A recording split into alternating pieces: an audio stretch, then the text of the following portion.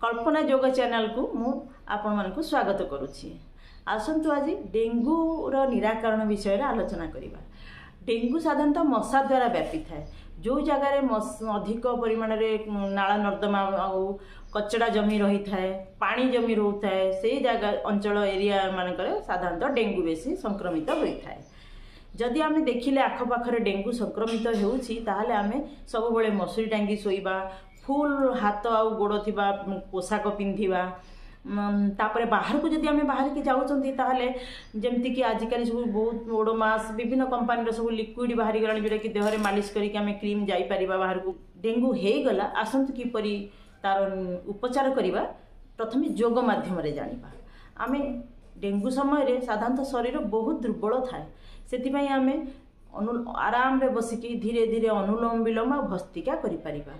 अनुलोम विलोम भस्त्रिका कले शरीर रे रोग प्रतिरोधक शक्ति मध्य बढ़ी थाए, आउ शरीर रे ऑक्सीजन लेवल बढ़ी थाए, आउ डाइजेशन सिस्टम टा टिके स्ट्रांग हे थाए। साधारणतः ज्वर डेंगू हे गले बॉडी रो डाइजेशन सिस्टम टा टिके वीक हे जाए, हमको सेथिरे सहाय्य करि थाए। सेति पई आमे निहाती प्राणायाम करिबा और आराम रे अल्प हेउ पछके हल्का हल्का आमे भस्त्रिका आउ अनुलोम विलोम करिबा। आसंतु प्रथमे भस्त्रिका विषय आलोचना करिबा। भस्त्रिका पई आमे प्रथमे मेरुदंड सीधा करि बसिबा। एई जोर समय रे आमे देह दुर्बल थिबारु एकदम आराम रे धीरे धीरे लंबा निश्वास नबा आउ छाड़िबा। एई प्रक्रिया को आमे भस्त्रिका प्रक्रिया कहिथाउ। आसंतु करिबा।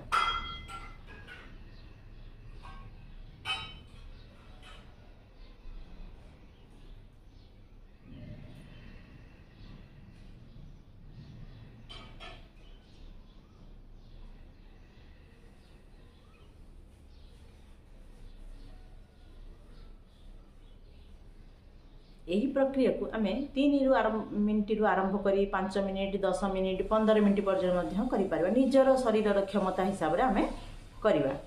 एबे आसंतु अनुलोम विलोम विषय रे जानिबा। सेही परि सीधा मेरुदंड करी बसिबा एवं बाम नाकरु निश्वास आरंभ करी डाहाण नाकरे छाड़िबा। पुणी डाहाण नाकरु नै बाम नाकरे छाड़िबा, पुणी बाम नाकर नै डाहाण नाकरे छाड़िबा। लंबा 2.5 सेकेंड पई नेबा, 2.5 सेकेंड पई छाड़िबा। एही प्रक्रिया को आमे अनुलोम विलोम कहिथाउ। आसंतु अनुलोम विलोम कि परि होछि जानिबा।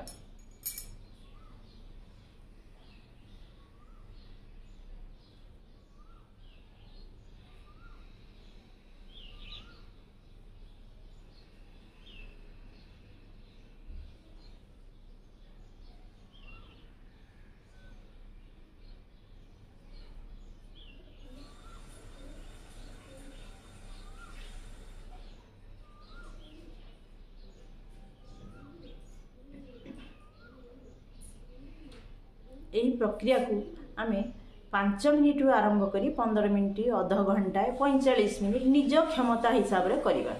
और जेते मात्रा रे अधिक अनुलोम विलोम करिबा शरीर को रोग प्रतिरोधक शक्ति सेते अधिक मिली थाए।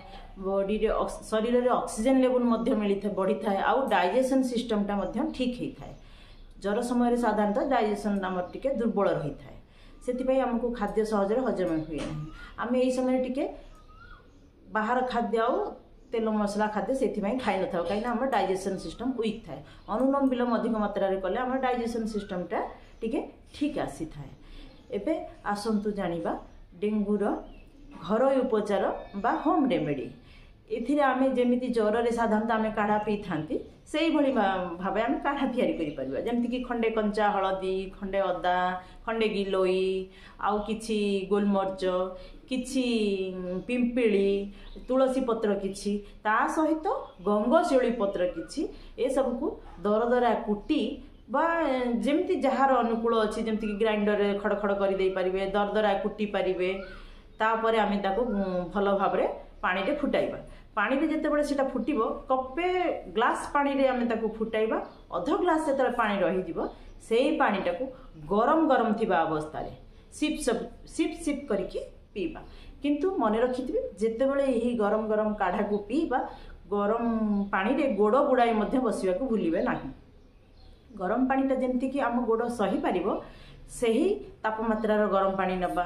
जितकी मात्रा अधिक सही पारिबो आम पार्टी सेही तापमात्रा गरम गरम काढ़ा सिप सिप करके पीबे। देखिए तुरंत ज्वर देहरु ओल्है जिवो।